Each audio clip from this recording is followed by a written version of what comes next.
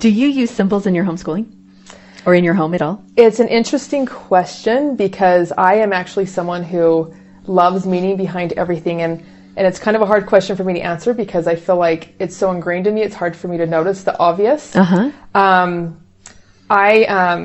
I love antiques. I love history because I know there's a history to it. I love thinking, where did this come from, and what is the who loved this, the story behind it, right? Absolutely. So I don't know. I think my kids probably get it a lot from me, but I do love symbols, and I've wanted to, in studying, have discovered some stories about Christ where he's the symbol of Christ is the white stag.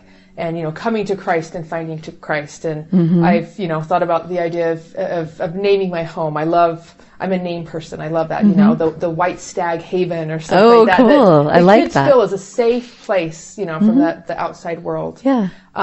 Did you read Bambi for the White Stag? No, I read. What did you read? What was the book I read? It was The Pilgrim's Inn by Elizabeth Gouge. Oh, I haven't read that. It's an interesting story. Elizabeth Gouge, have you ever? I don't. She's an amazing author. She's very Christian. She is a beautiful author. But in that book, they talk about the white stag and, coming to Christ and just the safe, being with Christ. So, Bambi also has it. Yes. It has an amazing white stag. Yeah. Oh, yeah.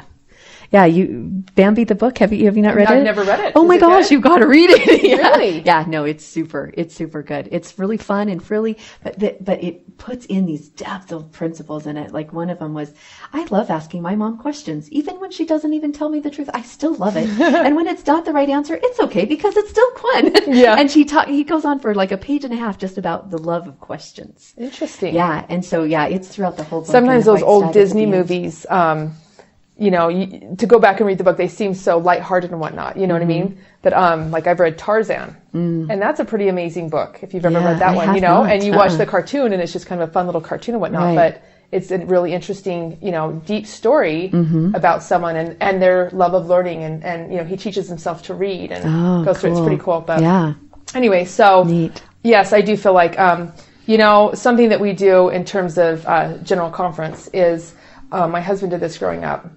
The kids will all sit and take notes on conference, and the little ones that can't write as well maybe will be like, what color was President Monson's tie, or what song did they open with, or whatever. And then so everyone takes notes all conference, and then for family home evening we get together and we get to quiz each other, and so we get points. That's a great idea. On who, I love it. Followed conference, and my husband goes and buys of course, king size of everything. So he lays out all the candy bars and candy, and whoever gets in those points gets to pick first. Awesome. And the kids they look forward to conference. What a cool tradition. Yeah, play the family evening game. Yeah. So it's fun. Very fun. So that's something that we do that everyone looks forward to.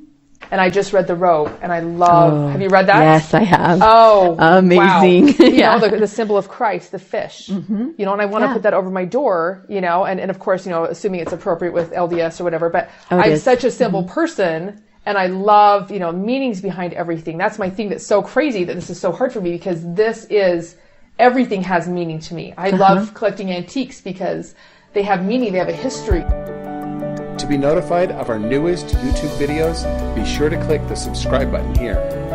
Head over to our new website for the latest gifts and promotions. For more videos like this one, click this playlist here.